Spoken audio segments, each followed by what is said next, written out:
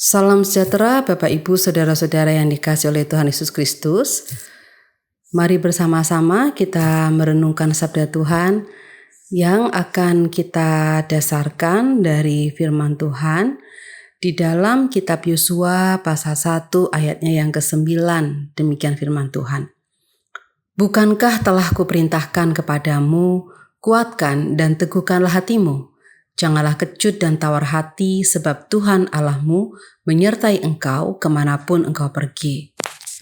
Saudara, banyak orang menyebutkan bahwa generasi saat ini adalah generasi yang dipenuhi dengan kecemasan atau anxious generation. Perkembangan teknologi, khususnya teknologi komunikasi dan media sosial, membentuk orang-orang untuk menjadi lebih mudah cemas.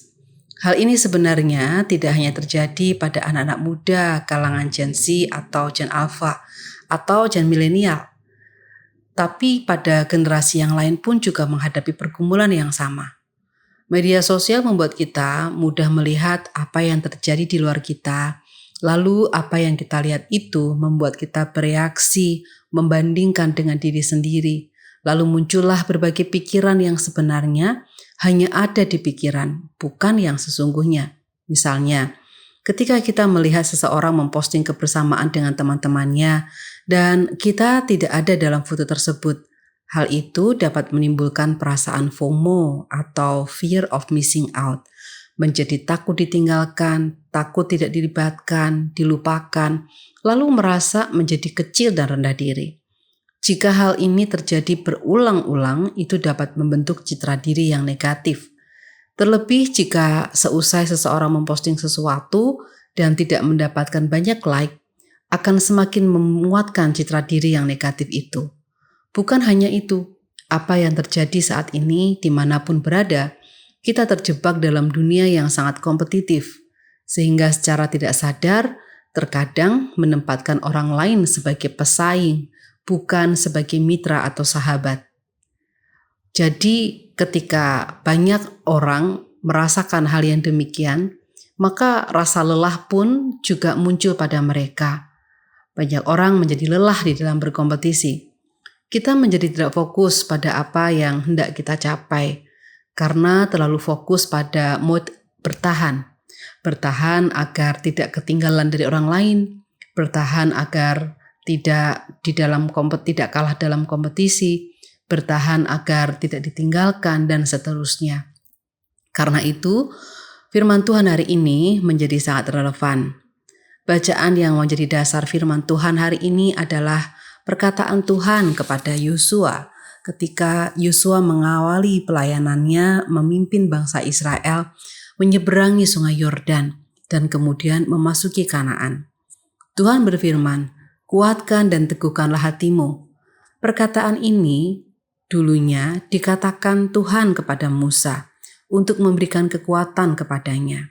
Di kemudian hari, Musa juga mengungkapkan hal yang sama kepada Yosua. Dan ketika Musa sudah tidak ada, Tuhan sendiri yang menyampaikan pesan itu kepada Yosua. Tuhan mengingatkan agar dalam melakukan tugasnya, Yosua berfokus kepada dirinya, pada kepercayaan dan kemampuan yang Tuhan berikan kepadanya. Ia bersabda, kuatkan dan teguhkanlah hatimu, janganlah kecut dan tawar hati, sebab Tuhan Allahmu menyertai engkau kemanapun engkau pergi. Itulah sebabnya Yosua dapat bertahan ketika ia menghadapi banyak tantangan, sebab ia berfokus pada dirinya, menguatkan dirinya agar dapat melaksanakan tugasnya dengan tuntas.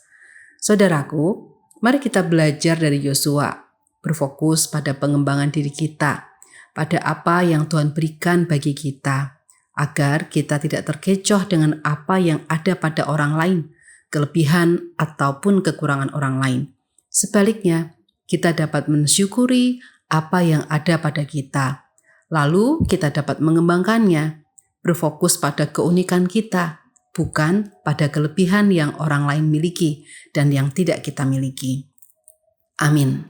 Saudara, mari bersama kita bersatu di dalam doa. Allah Bapa kami yang Maha Kasih, kami bersyukur untuk rahmat-Mu bagi kami. Saat ini kami berdoa bagi saudara-saudara kami yang sakit, baik mereka yang dirawat di rumah sakit atau di kediaman mereka masing-masing. Kami juga berdoa bagi anak-anak kami yang saat ini sedang menjalani ujian dan mereka juga yang mencari sekolah di jenjang yang lebih tinggi lagi. Kami juga berdoa bagi gereja dalam melaksanakan tugas panggilan gereja. Kiranya Engkau tolong, Engkau perlengkapi, Engkau berikan hikmat, sehingga apa yang dikerjakan oleh gereja sungguh-sungguh mewartakan salom dan mencerminkan kehadiran-Mu di tengah-tengah dunia. Ya Bapa, inilah seru dan doa kami. Kiranya terjadi Tuhan, apa yang menurut kehendak-Mu baik bagi kami. Dalam Allah Tritunggal kami berdoa. Amin.